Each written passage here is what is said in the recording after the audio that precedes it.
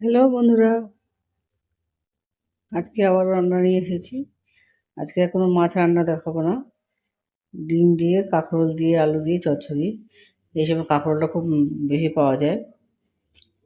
নতুন নতুন কচি কাঁকরোল এবং আলু এবার কুচিয়ে নিয়েছি। এই কাঁকরোল দিয়ে আজকে চচ্চড়ি করবো। প্রথমে চচ্চড়িটা করে নিচ্ছি। এটা নিয়ে আমি চচ্চড়ি করে নেব। পরে গিয়ে আমি ডিমটা দেবো। আমি অল্প তেল দিয়েছি, তেলের মধ্যে কালো জিরা ফোড়ন দিয়েছি। তারপরে আলু আর কাঁকরোলটা যে কুচিয়েছিলাম দিয়ে দিচ্ছি।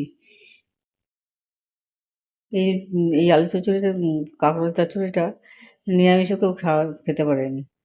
যারা নিরামিষ খান তারা এভাবে নিরামিষটাও রান্না করে নিতে পারেন। এই কচি কাঁকরোল দিয়ে আলু দিয়ে চচ্চড়ি করতে গেলে খুবই ভালো লাগে খেতে। এর মধ্যে নতুন কাঁকরোলের বীজও নেই, কচকচো করবে না, কিন্তু খেতেও খুব নরম হয়ে যাবে। আগে প্রথমে ভালো করে ভেজে নিতে হবে। ভালো করে বেশ খানিকক্ষণ ধরে এই আলু কাঁকরোলটা ভালো করে নাড়তে থাকবো, একটু ভাজা ভাজা করে নিয়ে আসতে হবে। ভাজা ভাজাটা অনেকটা হয়ে আসলে এমনি হলুদ দিয়ে দিচ্ছি। আমি একটু বাটা হচ্ছিলাম, বাটা হলুদ দিয়ে রান্না করছি। দিয়ে দিলাম, ভালো করে নেড়েচেড়ে আবার ভালো করে মিশিয়ে নিতে হবে, হলুদটা ভালো মতো মিশিয়ে নিতে হবে আলু চচ্চড়ির মধ্যে। এখন যেহেতু সুগারের সবারই অনেক সমস্যা হচ্ছে, আলুটা কম খেয়ে এভাবে যদি কাঁকরোল দিয়ে খেতে পারেন, দেখবেন অনেকটাই উপকৃত হবেন।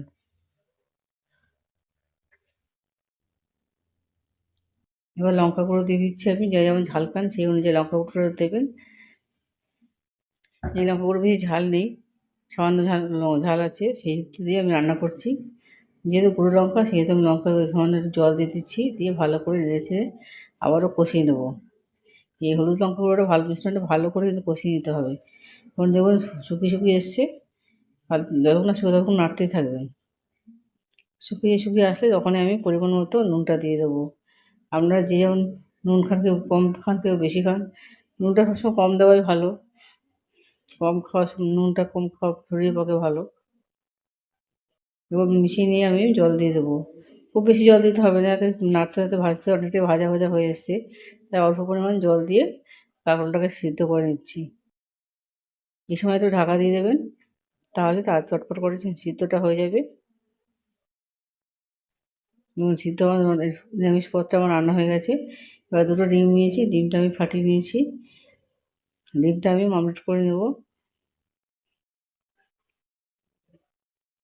অমলেট করে দিলে তবে খেতে খুবই ভালো হয়। ডিমগুলো আমি প্রথমে করে নিচ্ছি। দুখানা ডিম আমরা চাইলে নিলে আরও বেশি ডিমও দিতে পারেন। আমি দুখানা মাত্রই ডিম নিয়েছি। এই ডিমটা আমি করে নেওয়ার পরে দেখুন আমি কী করতে থাকি। ডিমটা দিলে কিন্তু তরকারির স্বাদটা পুরো বেড়ে যাবে। এই কাঁকরোলের স্বাদটা কিন্তু খুবই নিরামিষ পদটা খুবই ভালো হয়ে যাবে। আমি দুখানা ডিম দিয়ে দিয়েছি। দিয়ে আমার হয়ে গেছে, আমার তুলে নিচ্ছি। তরকারি যে করেছিলাম তরকারির উপরে আমি রেখে দিলাম। এবার আবার কড়াইতে তেল দিয়ে একটা পেঁয়াজ নেব। বেশি পেঁয়াজ দেওয়া দরকার নেই চচ্চড়িতে, একটা পেঁয়াজ দিলে যথেষ্ট। এই পেঁয়াজটা কুচিয়ে দিয়ে দিয়েছি। পেঁয়াজটা আমি ভালো করে ভেজে নেবো। পেঁয়াজটা কিন্তু ভালো করে ভেজে নিতে হবে, কাঁচা কাঁচার মতো না থাকে, ভালো করে নেড়ে চেড়ে ভালো করে ভেজে নিতে হবে। যাতে পেঁয়াজের গন্ধটা ভাজা ভাজা গন্ধটা যাতে যতক্ষণ না নাকে আসছে ততক্ষণ ভাজতে থাকবে। এই পেঁয়াজের গন্ধে তরকারির স্বাদটা পুরো চেঞ্জ হয়ে যাবে। লাইক এবং সাবস্ক্রাইব করতে ভুলবেন না, কমেন্টে অবশ্যই আমাকে জানাবেন আপনারা এরকম কি কাঁকরোল আলু চচ্চড়ি খেয়ে থাকেন ডিম দিয়ে।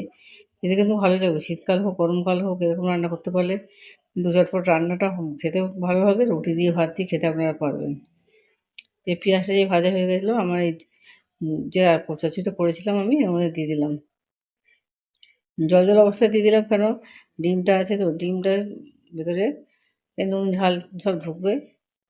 এবার ভালো করে ফুটতে দিতে হবে, ফুটিয়ে একটু ঘন করে নিয়ে আসতে হবে, একদম ঝোল ঝোল রাখবেন না, একটুখানি শুকিয়ে নিয়ে আসতে হবে।